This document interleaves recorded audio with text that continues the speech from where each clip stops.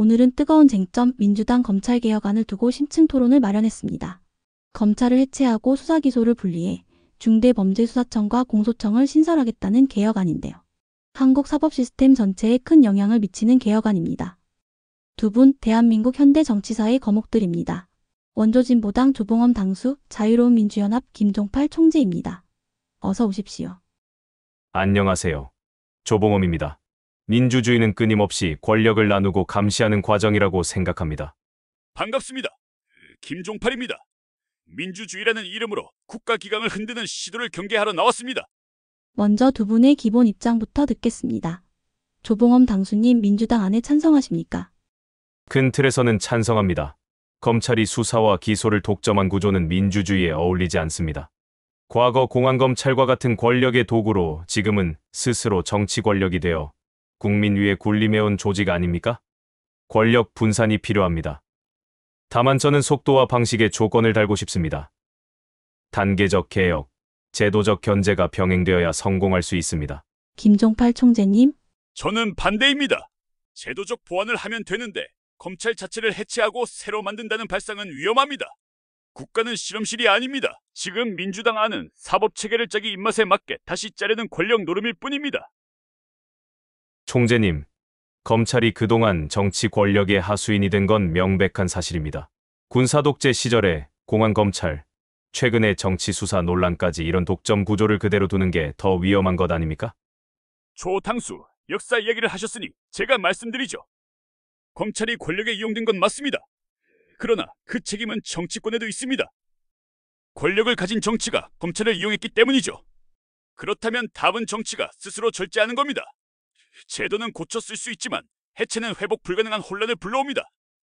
정치의 책임을 부정하지 않습니다. 하지만 검찰이라는 조직이 너무 강력해 스스로 제어할 수 없게 된 게 현실 아닙니까?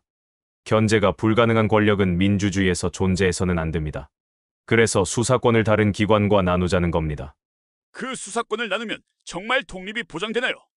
아니면 정치권이 새로 만든 기관을 더 쉽게 장악할 뿐인가요? 민주당이 지금 그걸 보여주고 있지 않습니까? 중수청장, 공소청장 누가 임명합니까? 결국 민주당 입맛에 맞는 사람으로 임명합니다.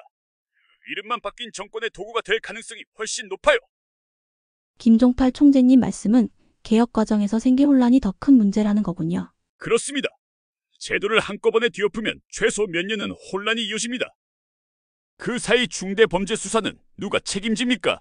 조직이 자리를 잡지 못하면 범죄 세력이 그 틈을 파고들 겁니다. 국민의 안전이 걸린 문제예요. 총재님, 혼란을 우려하시는 건 이해합니다. 그래서 제가 단계적 접근을 강조하는 겁니다. 당장 해체하고 곧장 새 기관으로 넘어가자는 민주당 방식은 위험합니다. 하지만 혼란이 두려우니 아무것도 하지 말자는 건 더 위험합니다. 권력 집중을 방치하는 게 범죄보다 무섭습니다. 국민은 이미 검찰을 신뢰하지 않습니다. 그럼 제가 묻겠습니다. 조당수, 단계적으로 가자고 하셨는데 그 단계는 누가 설계합니까? 민주당 아닙니까? 개혁이 권력 투쟁의 도구가 되는 순간 민주주의는 강화되는 게 아니라 더 약화됩니다. 바로 그 점 때문에 저는 시민 감시와 국회 통제를 강조합니다. 민주당 안이 부족하다면 그 보완책을 논의하면 됩니다. 그러나 현실이 불완전하니 시도조차 하지 말자는 태도는 결국 기득권 수호일 뿐입니다. 민주주의를 말씀하시니 제가 한마디 하겠습니다. 민주주의는 이상이 아니라 제도와 현실의 균형입니다. 권력을 나눈다고 해서 민주주의가 완성되는 게 아닙니다. 오히려 권력이 분산되면 책임 소재가 흐려져 아무도 책임지지 않는 무정부 상태가 될 수 있습니다. 책임이 흐려지는 건 오히려 권력이 한 곳에 집중될 때입니다. 검찰이 잘못했을 때 누가 책임졌습니까? 아무도 책임지지 않았습니다. 오히려 견제가 작동하는 구조가 책임 정치를 가능하게 합니다.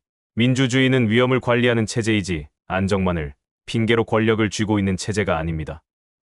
조당수, 이상론만 말하지 마십시오. 지금 민주당 방식은 권력 분산이 아니라 권력 집중을 자기 편한 대로 하겠다는 겁니다. 제가 바로 정치 수사의 피해자였습니다. 군부정권 출신께서 권력 집중을 말할 자격이 있습니까? 제가 이승, 그 정부에서 일한 적은 없는데요. 자자, 토론이 과열된 것 같습니다. 두 분 끝으로 국민께 한마디씩 부탁드립니다. 국민 여러분, 검찰개혁은 단순히 조직 개편이 아니라 권력을 국민에게 돌려드리는 과정입니다.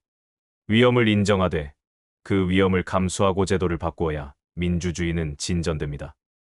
권력 분산과 시민 감시, 이 두 원칙을 지켜야 합니다.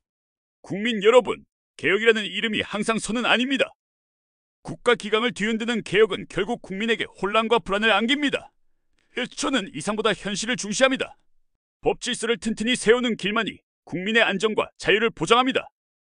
네, 오늘 토론에서 느낀 건 한 가지입니다. 제도 개혁은 필요하지만 그 방식과 속도, 현실적 위험을 어떻게 관리할지가 관건이라는 점입니다. 민주당의 검찰개혁안 앞으로 더 많은 공론과 수기가 필요해 보입니다. 두 분 오늘 고맙습니다. 노젠카의 품격 있는 뉴스였습니다. 감사합니다.